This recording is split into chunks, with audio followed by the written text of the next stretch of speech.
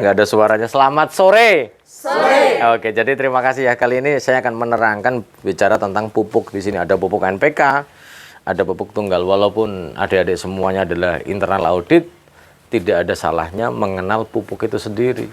Karena bahwa pupuk sebagai di perkebunan itu memegang peranan biaya perawatnya sampai 60%. Bahkan dalam cost-to-mature kita, cost-to-mature itu dari 0 tahun sampai 3 tahun saja. Pupuknya kalau hari per hari ini sampai 18 jutaan ya. Artinya angkanya cukup besar ketika nanti Anda harus mengoreksi pupuk-pupuk ini. Saya kenalkan satu persatu.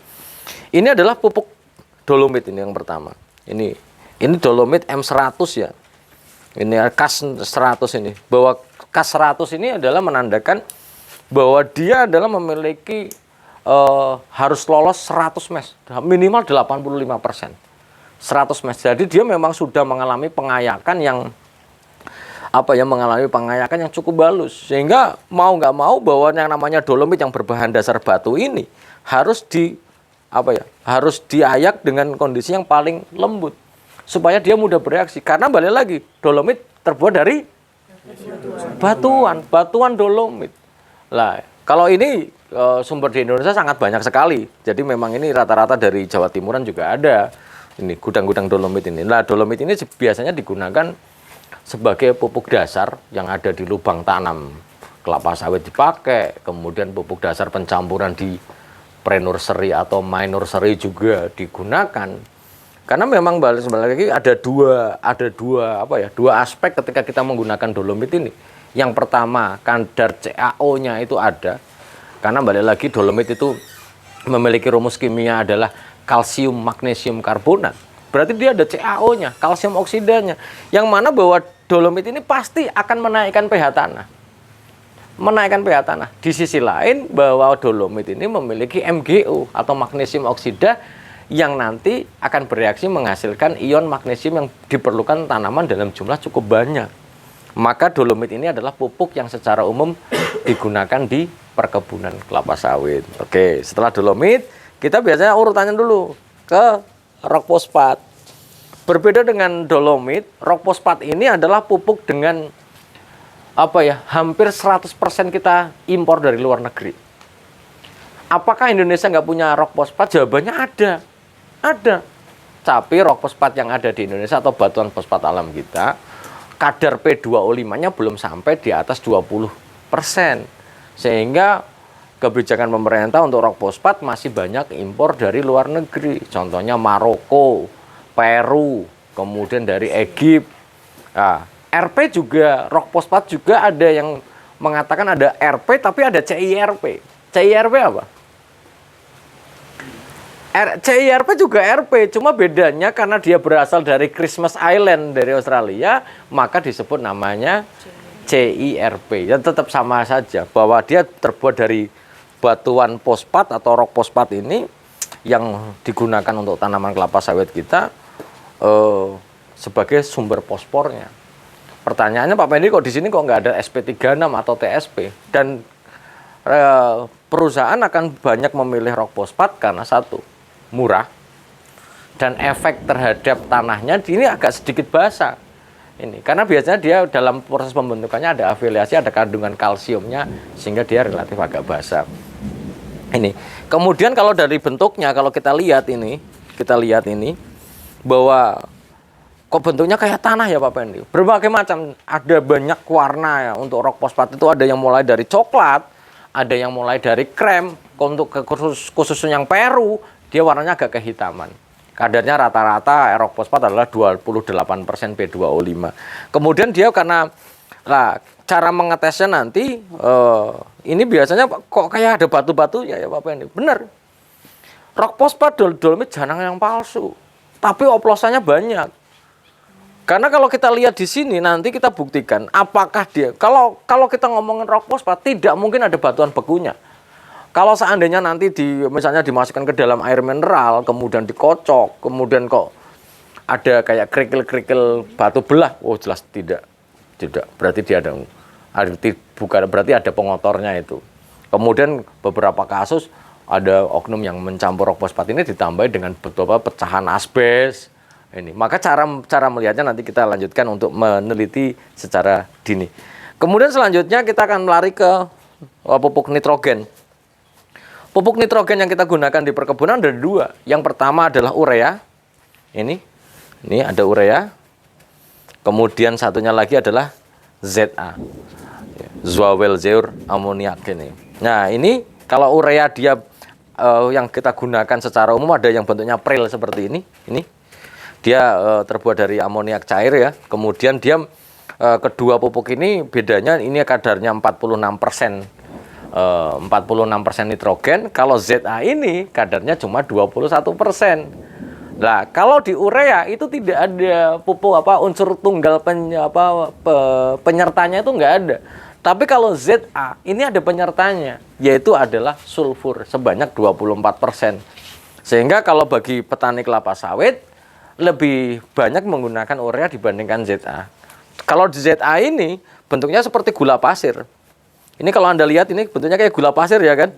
Nih, kemudian ciri khas dari nitrogen ini dia mudah bersentuhan dengan uap air di udara. Sehingga kalau kita lihat dia berarti nanti harus ada noda-nodanya. Dia sepersekian menit bersentuhan dengan udara bebas dia akan mudah meleleh. Maka ini bentuknya kayak gini. Kembali lagi urea dan ZA tidak jarang yang palsu. Jarang yang palsu. Kemudian kalau reaksinya ini harus larut 100% ya. Kedua pupuk ini harus larut 100%. Nah, bedanya kalau gambut pakai ZA tidak diperkenankan.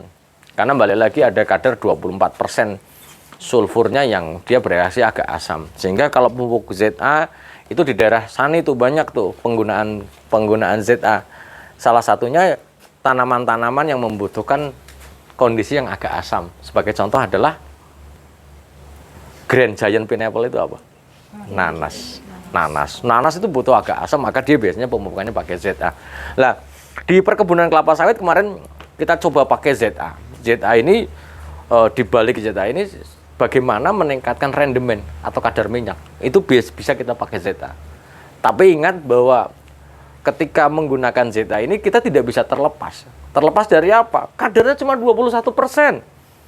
Kadarnya cuma 21%. Sehingga kalau mau menggunakan ZA untuk memupuk kelapa sawit kita, maka biasanya menggunakan hampir 2 kali lipat dosis dari ureanya. Misalnya urea 2 kilo, maka ZA nggak boleh 2 kilo karena kadarnya cuma 21%. Minimal ya 1,75 kilo lah. Dan ini memang kedua pupuk ini sangat mudah bersentuhan dengan uap air di udara sehingga dia memang mudah meleleh. Oke. Kemudian kita ngomong KCL ini, pupuk yang sekarang lagi hot ini. Tapi alhamdulillah per hari ini memang harga KCL sudah mulai turun ya. Karena balik lagi KCL hampir sama seperti rock fosfat, hampir 100% kita impor dari luar negeri. KCL nggak ada, kita sumber bahan baku KCL itu nggak ada. Karena KCL ini terbuat dari batuan feldspar yang di Indonesia tidak ada. Sekali lagi tidak ada. Sehingga begitu harga KCL naik, ya petani jerit semua. Kenapa? Karena memang kita tidak punya ini di Indonesia itu nggak ada. Ini kita menggunakan 3 sampel. Maka kalau ditanya, KCL itu warnanya apa? Tergantung merek. Tergantung merek, benar. Jadi kalau ditanya KCL itu tergantung apa ya? Tergantung merek, benar. Ada yang warnanya misalnya saprotan utama Pak Tani ya warnanya putih. Warnanya putih. Lah ini ada 3, kita menggunakan cap daun. Kemudian kita ada Mestika apa? Mereknya Laoying ya, Mestika ini. Kemudian satu lagi adalah cap bunga merah. Nanti kita akan ngetes ini. Sebenarnya kita sering tak jelasin bagaimana cara ngetesnya. Tapi setidaknya para training semua yang di internal audit setidaknya paham cara ngetesnya. Kita kalau Pak Pendi kalau ditanya, Pak Pendi ini kadarnya yakin 60% K2O. Jawabannya untuk meyakinkan kita satu-satunya cara adalah balik lagi harus dianalisis di laboratorium. Cuma kita bisa menggunakan pendekatan ciri-ciri khas dari karakteristik pupuk ini sendiri. Misalnya bertanya, Pak Pendi kok ini harga ketiga pupuk ini kan lain-lain. Padahal kandungannya adalah 60% K2O. Tapi kok harganya lain-lain? Maka sangat tergantung. Kalau bahasa Jawanya apa? Rego nggawa rupo. Maka kalau kita ngomong harga ya tergantung wajahnya doang, karakteristik. Nanti kita akan tes satu persatu. Selanjutnya ini adalah disebut namanya boron. Boron itu unsur haranya, borat adalah senyawanya. Tadi ada yang nanya, apakah sama boron, borat, borak? Oh, berarti kalau ini tak ambil Pak Pendi kalau mau bikin bakso untuk ngawetin bakso, ngawetin mayat, bukan. Ini boron untuk pertanian. Tapi jangan salah sangka ya, bahwa boron ini kembali lagi adalah unsur hara mikro yang dibutuhkan sedikit saja. Rekomendasinya cuma 50-100 gram per pokok per tahunnya. Yang mana bahwa pupuk boron ini cara pengaplikasinya seperti yang sudah saya terangkan, kalau bisa lewat pucuknya, lewat pucuknya. Kalau dia tidak terjangkau lagi pucuknya, maka lewat ketiaknya. Kalau ketiaknya nggak sanggup lagi, terlalu tinggi, ya udah dekat sama pokok sawitnya. Jangan sampai bahwa boron yang hanya 50-100 gram per pokok per tahun ini akan lenyap dimakan oleh aliran permukaan. Ini konsep dasarnya. Apakah perlu kelapa sawit pakai boron?